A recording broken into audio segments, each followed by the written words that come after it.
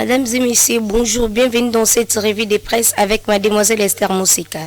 Bonjour mademoiselle Esther. Bonjour. À la une, l'exclusif RDCDC 4 juillet informe ces élections 2023. Martin Fayoul non partant. Nous n'allons pas déposer les candidatures à tous les niveaux tant que le fichier électoral ne sera pas audité par un expert crédible, fait savoir les leaders de l'ECD. La formation politique de Martin Fayoulou ne participera pas aux prochaines élections.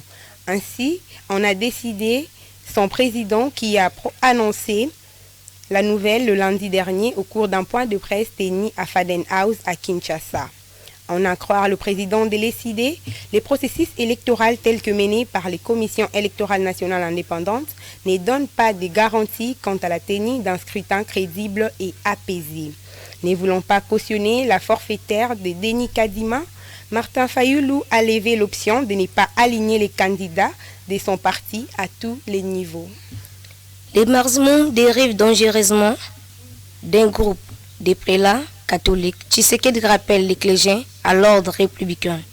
Félix-Antoine Tshisekedi n'a pas porté des gants pour fustiger la partialité outrancière de certains prélats qui ont pris les plis de mettre l'Église au cœur des confrontations politiciennes.